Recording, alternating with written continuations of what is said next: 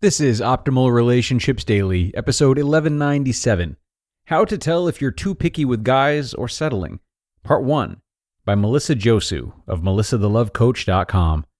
Hello, everybody, and welcome back to the show that is all about helping you create better, stronger relationships, Optimal Relationships Daily. I am Greg Audino, your host and narrator, here with you each day of the week reading content for you, or answering your personal relationship questions on Saturdays, like I just did in yesterday's episode. And sometimes what I'll do is break up a longer post into 2 episodes and read them consecutively, and that is what we're doing today, actually. I'm going to start this article from Melissa Josue, aka Melissa the Love Coach, on how to tell if you're too picky or if you're settling, which is definitely a line I found myself contemplating. So with that said, let's jump into part 1 now and start optimizing your life. How to Tell If You're Too Picky with Guys or Settling, Part 1, by Melissa Josue of melissathelovecoach.com. Am I being too picky with guys? How do I know if I'm settling? I hear these questions in my client sessions often. These questions are very closely related because they stem from the same issue, unmet needs. If you're passing on dating some men, it's likely because you've seen or experienced with your date that important needs won't be met if you continue to date them.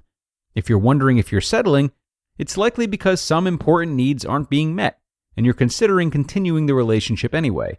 Like most women, you have your list. Whether you're fully conscious of it or not, and whether it's in your head or written down, it's your list of qualities that you want in a man or a partnership. Maybe it's a rough list of a few things, or a long list of everything you want in a partner. But when you've been putting yourself out there, meeting men, going on dates, and you're not meeting anyone who meets all the criteria on your list, it can be frustrating. It can make you wonder if you're being too picky. You're thrilled when you find someone you really connect with, but then disappointed when he doesn't fulfill what's on your list.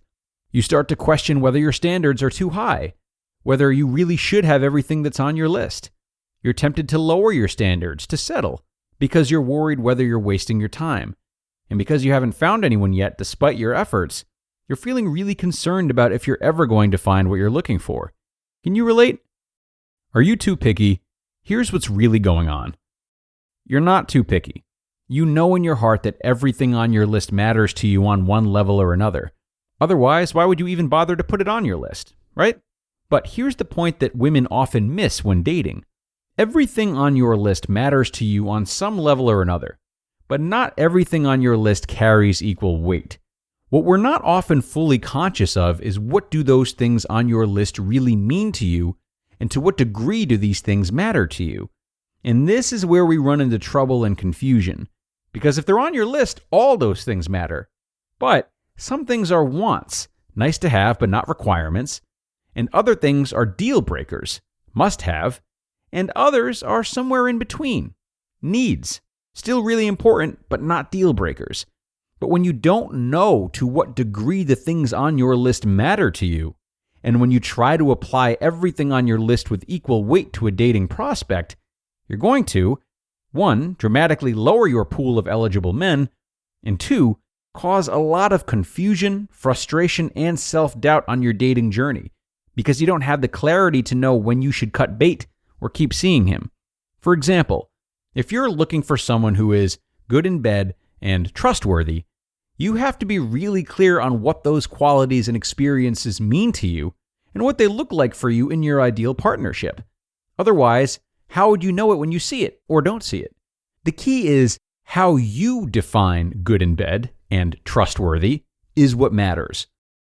The problem with settling. The problem with lowering your standards is that when you expect less, you get less.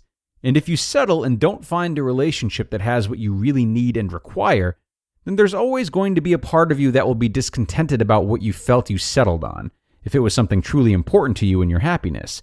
This is why it's so important to get clear on what you want and need in a relationship before becoming exclusive and making a commitment so that you can make a conscious choice about whether someone is a good long-term fit for you versus finding out that he's not really a good fit for you when you're already deeply invested and it's much more painful to break up, like 3 kids and a mortgage later.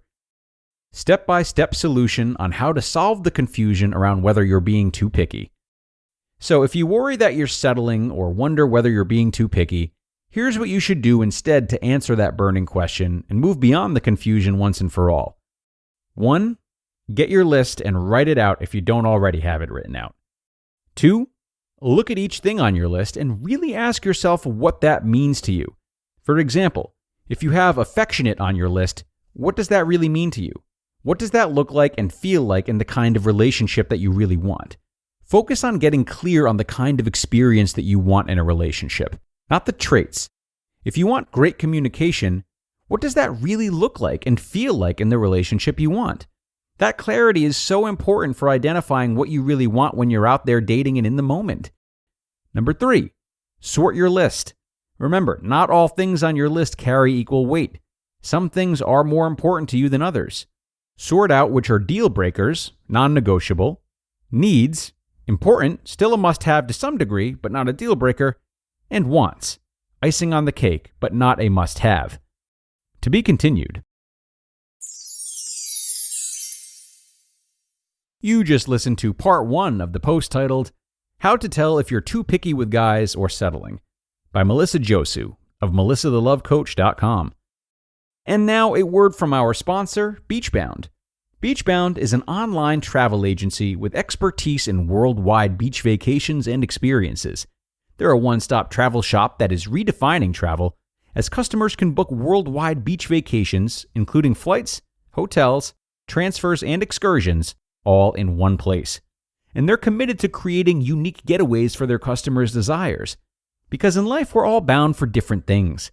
With beachbound.com vacations, you could be bound for adventure, bound for passion, bound for discovery or bound for togetherness, bound for immersion, bound for rejuvenation, or maybe bound for encountering the unexpected. Personally, when I'm at a beach resort, I'm bound to end up at the poolside bar, maybe creating my own taco flight, only once I've hit my daily quota for cannonballs, that is. That's just me. But with beachbound.com, you can find the perfect beach vacation for you, no matter what you're looking for. So visit beachbound.com to book your next beach vacation. What are you bound for? Okay, and a great start from Melissa in this post. Really enjoying it so far and starting to think about how breaking up our lists of wants, needs, and deal breakers can be applied not only to relationships, but also to other parts of our lives where we want to thrive and carefully pick from all of our options as well. There's more to get through, though, and these thoughts we will continue to explore tomorrow. I'm going to save my commentary for then once we've gotten through the rest. For now, everyone, enjoy the remainder of your Sunday if you are listening in real time, and please enjoy your holiday weekend. I'll be back with you tomorrow for the rest, where your optimal life awaits.